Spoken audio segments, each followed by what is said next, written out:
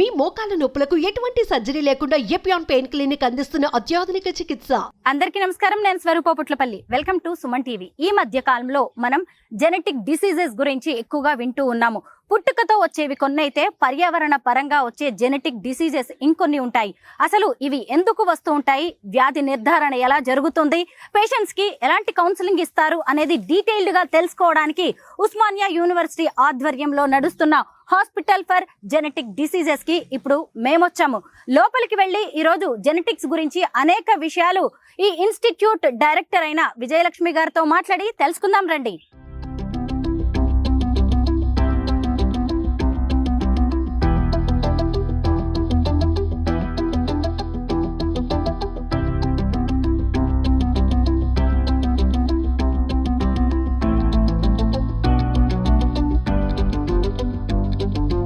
Institute of genetics director doctor Vijayalakshmi గారు నాతో పాటు ఉన్నారు. ఆవిడతో మాట్లాడదాం. మేడం నమస్తే. నమస్తే అండి. ముందుగా మాకు జన్యు వ్యాధులు అంటే ఏంటో చెప్పండి. అవి ఎందుకు వస్తుంటాయి, కారణాలు ఏంటి?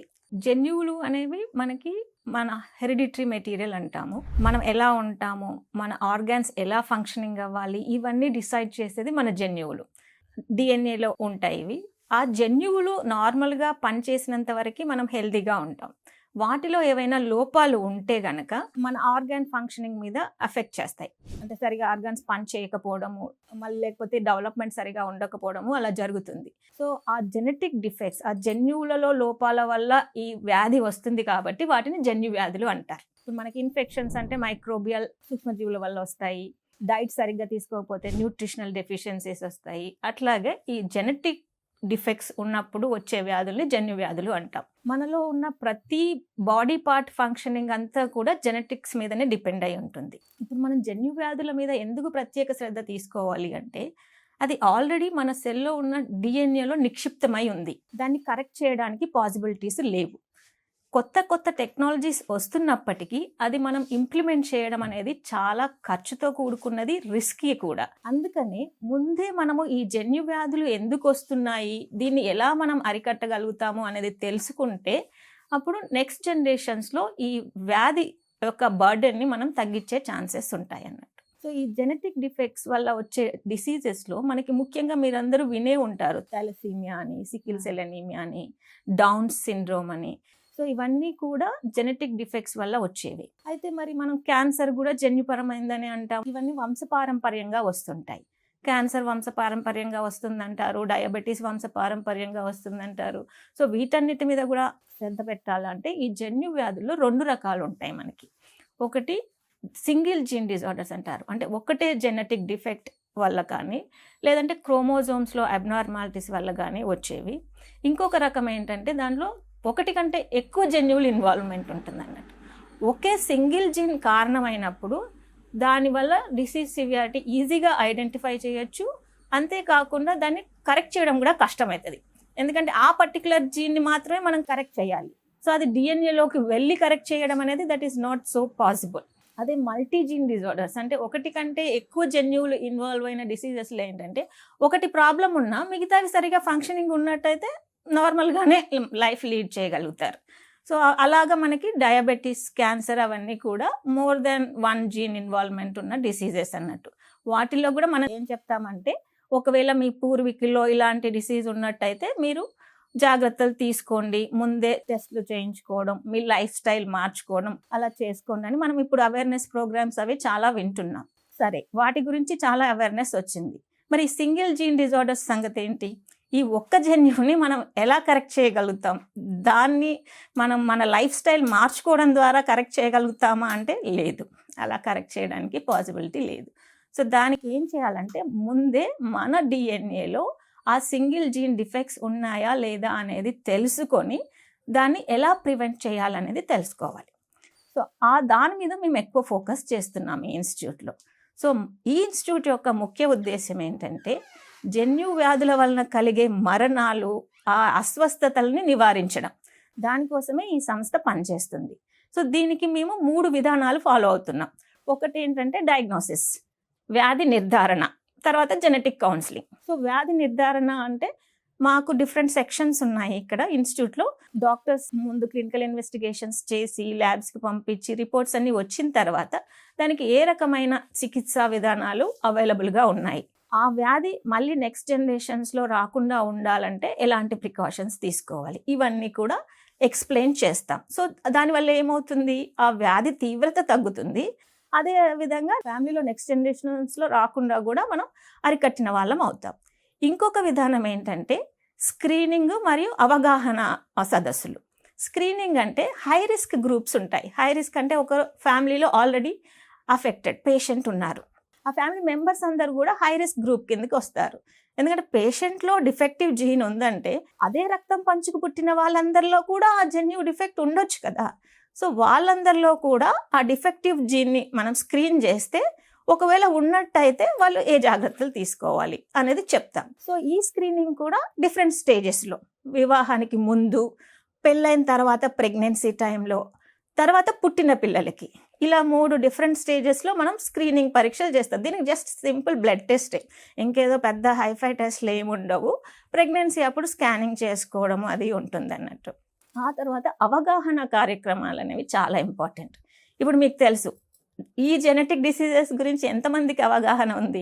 థాలసీమియా, సికిల్ సెల్ ఎనీమియా అనేది వింటున్నారు, బట్ ఇది ఎందుకు వస్తుంది, దీన్ని ఎలా ఆపాలి అనేది అవగాహన ఎక్కువ లేదు. సో అందుకని అవగాహన కార్యక్రమాలు కూడా మేము నిర్వహిస్తాం. వెనుకబడిన ప్రాంతాలకు వెళ్ళి హెల్త్ క్యాంప్స్ కండక్ట్ చేయడం, స్కూల్స్లో, కాలేజెస్లో సెమినార్స్ ఇవ్వడం, తర్వాత పాంప్లెట్స్ డిస్ట్రిబ్యూట్ చేయడం, ఇలా ప్రసార మాధ్యమాల ద్వారా వాళ్ళకి అవేర్నెస్ కలిగించడం. సో ఈ స్క్రీనింగ్, అవేర్నెస్ ప్రోగ్రామ్స్ ద్వారా మేము ఈ వ్యాధిని కంట్రోల్ చేయడానికి, దాని బర్డన్ని తగ్గించడానికి ప్రయత్నం చేస్తున్నాం. సో ఇవన్నీ కూడా మాకు ministry of science and technology funding తోటి చేస్తున్న ప్రాజెక్ట్స్ చాలా ఉన్నాయి. అంటే ఇన్స్టిట్యూట్ ఎస్టాబ్లిష్ అయ్యి ఇప్పటికీ మోర్ దెన్ 45 years. సో ఈ 45 years నుండి మేము ఫండింగ్ ఏజెన్సీస్ తోటి, ఉస్మానియా యూనివర్సిటీ సపోర్ట్ తోటి ఈ కార్యక్రమాలు చాలా నిర్వహిస్తున్నాం. దాదాపు ఇప్పటికీ మేము మహబూబ్ నగర్, రంగారెడ్డి, హైదరాబాద్, ఆదిలాబాద్ అండ్ సంగారెడ్డి, ఇలా చాలా డిస్ట్రిక్ట్స్లో మేము హెల్త్ క్యాంప్స్ కండక్ట్ చేసాం. కాలేజెస్లో కూడా అవేర్నెస్ ప్రోగ్రామ్స్ చేసాం. రీసెంట్గా అంటే 2023లో Telangana government health and family welfare సపోర్ట్తో కూడా తెలంగాణలోని 11 districts, అంటే వెనుకబడిన 11 districtsలో కూడా మేము థాలసీమియా, సికిల్ సెల్ ఎనీమియా మీద అవేర్నెస్ క్రియేట్ చేయడం జరిగింది. అలాగే నర్సెస్కి వాళ్ళకి ట్రైనింగ్ కూడా ఇవ్వడం జరిగింది. ఇప్పుడు 2024లో మాకు department of biotechnology, government of India నుండి ఒక ప్రాజెక్ట్ వచ్చిందన్నట్టు. అది కూడా ఏంటంటే భద్రాద్రి కొత్తగూడెం డిస్ట్రిక్ట్ మొత్తంలో అందరి ప్రెగ్నెంట్ ఉమెన్కి థాలసీమియా, సికిల్ సెల్ ఎనీమియా డిసీజ్ని స్క్రీన్ చేయడం. అంటే వాళ్ళలో ఆ జన్యువు ఉందా, అందరు ప్రెగ్నెంట్ ఉమెన్కి, నాట్ హై రిస్క్ గ్రూప్. ముందు చెప్పాను కదా, ఆ పేషెంట్ ఉన్న ఫ్యామిలీ మెంబర్స్ అందరూ కూడా హై రిస్క్ అవుతారని చెప్పి, అలా కాకుండా మొత్తం అందరు ప్రెగ్నెంట్ ఉమెన్కి కూడా మేము స్క్రీనింగ్ టెస్ట్ చేస్తాము. అలాగే పుట్టిన పిల్లలకి, అంటే అప్పుడే పుట్టిన పిల్లలు 1-2 daysలో బ్లడ్ శాంపిల్స్ కలెక్ట్ చేసి వాళ్ళలో కొన్ని బయోకెమికల్ డిజార్డర్స్ ఏమైనా ఉన్నాయా అనేది కూడా చూస్తామన్నట్టు. సో అప్పుడే పుట్టిన పిల్లల్లో మనం బయోకెమికల్ డిజార్డర్స్ ఏమైనా ఉంటే ఐడెంటిఫై చేయగలిగితే వాళ్ళకి వెంటనే ట్రీట్మెంట్ స్టార్ట్ చేయొచ్చు. ఇప్పుడు for example hypothyroidism, thyroid levels తక్కువ ఉన్నాయి, వెంటనే థైరాయిడ్ సప్లిమెంట్ ఇచ్చి కరెక్ట్ చేయొచ్చు. బయోటినిడేస్ డెఫిషియన్సీ, వెంటనే బయోటిన్ సప్లిమెంట్ ఇచ్చి కరెక్ట్ చేయొచ్చు. అది ఎప్పుడు మనం 1-2 daysలోనే ఐడెంటిఫై చేసినట్టయితే ఆ పిల్లల్లో ఫర్దర్గా డెవలప్మెంట్ అఫెక్ట్ అవ్వకుండా జాగ్రత్తలు తీసుకోవచ్చు. సో ఆ రకంగా ఆ ప్రాజెక్ట్ అంతా కూడా మనకి ఆర్థిక సహాయం ఇచ్చేది డిపార్ట్మెంట్ ఆఫ్ బయోటెక్నాలజీ. సో దాంట్లో కూడా మళ్ళీ ప్రజలు ముందుకు రావాలి. సో జెనెటిక్ డిసీజెస్ ఇది వంశపారంపర్యంగా వస్తుందనేసరికి వాళ్ళ భయం. ఓకే, నేను స్క్రీనింగ్ టెస్ట్ చేశాను, ఈ బేబీలో డిఫెక్ట్ ఉంది, లేకపోతే ఈ అమ్మాయిలో డిఫెక్ట్ ఉంది అని చెప్పాను అనుకోండి, వాళ్ళు ఏంటంటే ఆ అమ్మాయికి పెళ్ళి అవుతుందా, లేదంటే పిల్లలు పుడతారా, ఇలాంటి క్వశ్చన్స్ చాలా వస్తున్నాయి. సో ఆ క్వశ్చన్స్కి వాళ్ళకి ఆన్సర్ కావాలి. ఆన్సర్ ఉన్నప్పుడు వాళ్ళు ముందుకు వచ్చి టెస్ట్ చేయించుకుంటారు. సో అందుకోసమని చాలా వరకు మేము అవేర్నెస్ ప్రోగ్రామ్స్ కూడా ఆ డిస్ట్రిక్ట్లో కండక్ట్ చేస్తున్నాం. ఇప్పుడు పాస్ట్లో మిగతా డిస్ట్రిక్ట్స్లో అంతా చేసాము. ఇప్పుడు particularly we are focusing on Bhadradri Kothagudem district. So అది రెండో విధానం. మేడం, ఒక బేబీకి జెనెటికల్ డిసీజ్ ఉందని తెలిస్తే అది తల్లి ద్వారా వచ్చిందా, తండ్రి ద్వారా వచ్చిందా అని కనుగొనే అవకాశం ఉందా? ఇప్పుడు 2 రకాలు ఉన్నాయి. దాంట్లో కూడా మళ్ళీ సెక్స్ జీన్స్ ఉంటాయి, మనకి ఆటోజోమల్ జీన్స్ అని ఉంటాయి. సో చాలా వరకు ఆటోజోమల్ జీన్ రిలేటెడ్ డిసీజెస్ ఇప్పుడు నేను మాట్లాడినవన్నీ, ఈ sickle cell anaemia, thalassaemia, biochemical disorders. So ఇవి ఇద్దరిలో ఎవరి ద్వారా అయినా రావచ్చు. మదర్ ఒక్కరే కారణము, ఫాదర్ ఒక్కరే కారణం అని చెప్పడానికి లేదు. వేరే కొన్ని ఇప్పుడు డచెన్ మస్కులర్ డిస్ట్రోఫీ అని ఉంది. సో డచెన్ మస్కులర్ డిస్ట్రోఫీ అనేది కూడా జెనెటిక్ డిసీజ్. సో అది మదర్లో ఆ డిఫెక్టివ్ జీన్ ఉంటే అబ్బాయిల్లో వ్యాధి కనబడుతుంది, మళ్ళీ అమ్మాయిల్లో కనబడదు. అట్లా కొన్ని రకాలు ఉన్నాయి. ఓన్లీ మదర్ మాత్రమే కారణమయ్యి ఫాదర్ కానివి అట్లా. మేడం, ఎక్కువగా జెనెటికల్ డిసీజెస్ అంటే బై బర్త్ వస్తుంటాయి, పర్యావరణ పరంగా కూడా కొన్ని వస్తుంటాయని చెప్తున్నారు. అవి ఎలా ఉంటాయి? పర్యావరణ పరంగా కూడా మనకి అంటే ఆ జీన్స్ యొక్క ఫంక్షనింగ్ని అఫెక్ట్ చేస్తాయి అన్నట్టు. మనం మాట్లాడుకున్న న్యూట్రిషన్ కానీ లేకపోతే ఎన్విరాన్మెంట్, టాక్సికెన్స్ అవన్నీ కూడా మన జీన్ యొక్క పర్ఫార్మెన్స్ని అఫెక్ట్ చేస్తాయి. జీన్స్ మంచిగా ఉన్నాయి కానీ వాటికి కరెక్ట్ ఎన్విరాన్మెంట్ ఉండాలి కదా అవి ఎక్స్ప్రెస్ అయ్యి ఫంక్షన్ చేయడానికి. సో దానివల్ల ఎన్విరాన్మెంట్ ఎఫెక్ట్ కూడా ఉంటుంది. సో ఇక్కడ మేము ఇన్స్టిట్యూట్లో మాకు టాక్సికాలజీ డిపార్ట్మెంట్ కూడా ఉంది. సో ఒక పర్టికులర్ డిసీజ్ ఉందంటే ఆ జెనెటిక్ డిఫెక్ట్ అనేది అది హెరిడిటరీగా వచ్చిందా, వస్తే దానికి కారణం ఏంటి అంటే ఈజ్ ఇట్ బికాస్ ఆఫ్ ఎన్విరాన్మెంటా, డైటా అనేది కూడా మేము ఇన్వెస్టిగేషన్ చేస్తాం ఇక్కడ. జెనెటికల్ డిసీజెస్లో మీకు ఛాలెంజింగ్గా అనిపించే కేసులు ఏంటి? మాకు రేర్ డిసీజెస్ చాలా రిపోర్ట్స్ అవుతున్నాయి ఇక్కడ. అంటే వాటి గురించి మనకి ఎక్కడ లిటరేచర్లో కూడా దొరకదు. అలాంటి సీక్వెన్స్ డిఫెక్ట్స్ ఉన్నాయి, అలాంటి రిపోర్ట్స్ వస్తున్నాయి.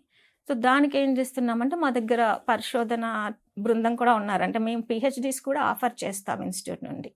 సో పిహెచ్డి స్టూడెంట్స్ వాళ్ళ సూపర్వైజర్స్ ఆ కేసుని టేకప్ చేసి అన్ని కోణాల్లో పరిశోధనలు చేసి ఆ వ్యాధి యొక్క నిర్ధారణ కరెక్ట్గా చేయగలుగుతారు. సో వీటిని అరుదైన వ్యాధులు అంటాం, రేర్ డిసీజెస్. సో ఆ రేర్ డిసీజెస్ కొంచెం మాకు ఛాలెంజింగ్ డయాగ్నోస్ చేయడానికి వాటికి. మన టెక్నాలజీ ఎంత డెవలప్ అవుతుందో మనకి రోగాలు కూడా కొత్త కొత్తవి నిజంగా అలాగే పుట్టుకొస్తూ ఉన్నాయి. డాక్టర్స్ కూడా ఇవన్నీ కూడా ఒక సవాల్గా మారుతూ ఉన్నాయి. అయితే ఇప్పుడు మీరు చేస్తున్న ఈ పరిశోధనలు కావచ్చు, ట్రీట్మెంట్స్, కౌన్సిలింగ్లో టెక్నాలజీని ఎలా వాడుతుంటారు? టెక్నాలజీని మేము సింగిల్ జీన్ డిజార్డర్స్ అని ఇప్పుడు చెప్పాను కదా, పర్టికులర్గా ఏ జీన్ డిఫెక్ట్ ఉంది, దాంట్లో ఏ సీక్వెన్స్ ప్రాబ్లం ఉంది అనేది మనం ఇప్పుడు కొత్తగా వచ్చిన రీసెంట్ డిఎన్ఏ సీక్వెన్సింగ్ టెక్నాలజీ ద్వారా తెలుసుకోగలుగుతున్నాం. అంతకుముందు సీక్వెన్సింగ్ టెక్నాలజీ లేనప్పుడు ఇప్పుడు అరుదైన వ్యాధులు అని చెప్పాను, ఆ అరుదైన వ్యాధులు ఎందుకు వస్తున్నాయో కూడా చెప్పలేని పరిస్థితి ఉండేది. ఇప్పుడు లేటెస్ట్ టెక్నాలజీ తోటి మనకు ఏ జీన్ డిఫెక్ట్ ఉంది అనేది తెలిసిపోతుంది. కాకపోతే ఆ జీన్ డిఫెక్ట్ ఎక్కడ దానిలో ఫంక్షనాలిటీ ప్రాబ్లం ఉంది అనేది ఐడెంటిఫై చేయడానికి రీసెర్చ్ టీమ్ వర్క్ చేస్తుంది. So technology is always useful.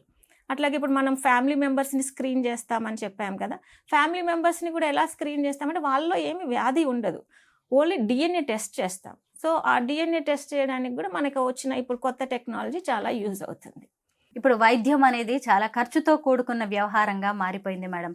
మీ దగ్గరికి వచ్చే పేషెంట్స్కి ఫ్రీగానే ట్రీట్మెంట్స్ ఇస్తూ ఉంటారా, టెస్ట్లు చేస్తూ ఉంటారా? మా దగ్గర వచ్చిన వాళ్ళకి అందరికీ ఫ్రీగా చేయలేమండి. మేము డయాగ్నోసిస్ చేస్తాము, అది చాలా మినిమల్ కాస్ట్, లో కాస్ట్లో చేస్తూ ఉంటాం అన్నట్టు, ఫ్రీగా ఏమీ ఉండదు. బట్ బయట ప్రైవేట్తో కంపేర్ చేసినప్పుడు ఇట్స్ ఆల్మోస్ట్ లైక్ 1/10 కాస్ట్ ఉంటుంది. అంత తక్కువ మినిమల్ కాస్ట్ తోటి మేము టెస్ట్లు చేస్తుంటాము. ట్రీట్మెంట్ ఇక్కడ ఇవ్వము, మేము ట్రీట్మెంట్ కోసం వేరే హాస్పిటల్స్కి రెఫర్ చేస్తాం. మా దగ్గర డయాగ్నోసిస్, జెనెటిక్ కౌన్సిలింగ్ అనేది ఇస్తామన్నట్టు. సో జెనెటిక్ కౌన్సిలింగ్ అంటే ఇప్పుడు ఈ డిసీజ్ రిపోర్ట్ చూసిన తర్వాత ఈ డిఫెక్ట్ ఎందుకు వచ్చింది, అది నెక్స్ట్ జనరేషన్స్లో ఎలా పాస్ అవ్వచ్చు, దాన్ని మనం ఎలా అరికట్టాలనేది ఒకటి పిడిగ్రీ అంటాం, వంశవృక్షం అని కరెక్ట్గా చెప్పాలి, దాన్ని ఎక్స్ప్లెయిన్ చేసి డాక్టర్స్ పేషెంట్స్కి చెప్తారు, అంటే ఆ ఫ్యామిలీ మెంబర్స్కి ఎక్స్ప్లెయిన్ చేస్తారు. ఎక్స్ప్లెయిన్ చేసిన తర్వాత ఆ పర్టికులర్ ట్రీట్మెంట్ ఏ హాస్పిటల్లో ఇస్తారు అనేది వాళ్ళకి రెఫర్ చేస్తాం. జన్యు సంబంధిత వ్యాధులు వచ్చాయి అంటే ఇక వాటిని మార్చలేము, అంతే జీవితాంతం భరించాల్సిందే అనుకునే వాళ్ళు కూడా ఉన్నారు. వారికి మీరు ఏం చెప్తారు? కొన్ని కేసెస్ అలా ఉన్నాయి, జీవితాంతం భరించాల్సిందే. అయితే డిసీజ్ని బట్టి కొన్ని ట్రీట్మెంట్స్ అంటే ఆ సివియారిటీ పెరగకుండా ఉండే మెడిసిన్స్ ఉన్నాయి. దాన్ని పూర్తిగా అయితే మనం క్యూర్ చేయలేము, బట్ దానివల్ల ఏవైతే సైడ్ ఎఫెక్ట్స్ అవి ఉన్నాయో అవి మినిమైజ్ చేయొచ్చు. దాని గురించి తెలుసుకొని ఆ సైడ్ ఎఫెక్ట్స్ని, ఆ వ్యాధి తీవ్రతను తగ్గించుకోండి. అలాగే మీ ఫ్యామిలీలో ఇంకొకరు ఆ వ్యాధి బారిన పడకుండా జెనెటిక్ టెస్ట్లు అనేవి చేయించండి, అది నేను ఇచ్చే సలహా. సో అండ్ ఇంకొకటి ఏంటంటే వాళ్ళని సమాజంలో వెలివేయకండి. ఒక వంశంలో ఉన్న వాళ్ళందరూ ఒకే రక్తం పంచుకు పుట్టారు అంటే ఒకటే డిఎన్ఏ వాళ్ళందరిలో క్యారీ అవుతుంది. వీళ్ళలో డిసీజ్ వచ్చిందంటే మీలలో కూడా డిఫెక్టివ్ జీన్ అనేది ఉండొచ్చు, అది నెక్స్ట్ జనరేషన్స్లో ఎక్కడైనా రావచ్చు. కాబట్టి ముందు దాని గురించి అవగాహన పెంచుకొని అది రాకుండా ఏం చేయాలో చూడండి. అఫెక్టెడ్ ఫ్యామిలీస్కి మీ వంతు సహాయాన్ని మీరు అందించండి. వాళ్ళు ఆల్రెడీ డిప్రెస్డ్ స్టేట్లో ఉంటారు, ఎందుకంటే ఎకనామిక్ బర్డెన్ ఒకటి, ప్లస్ ఎవరికైనా పిల్లల మీద ప్రేమ ఉంటుంది కదా, ఆ పిల్లవాడు సరిగా హెల్తీగా పెరగనప్పుడు పేరెంట్స్కి బాధే కదా. సో మానసికంగా వాళ్ళకి సపోర్ట్ ఇవ్వండి. మేడం, ఈ జన్యు సంబంధిత వ్యాధుల గురించి విద్యార్థులకి ఎలాంటి ట్రైనింగ్స్ ఇస్తూ ఉంటారు? మేము ఇప్పుడు ఈ జన్యు వ్యాధుల అవగాహన ఎలాగైతే పెంచుతున్నామో, అలాగే ఈ జెనెటిక్ డిసీజెస్ని ఎలా ఐడెంటిఫై చేయాలి, దానికి కొత్త కొత్త థెరపీస్ ఎలా డెవలప్ చేయాలి అనే దాని గురించి కూడా మనం ఇక్కడ కోర్సెస్ ఆఫర్ చేస్తున్నాం.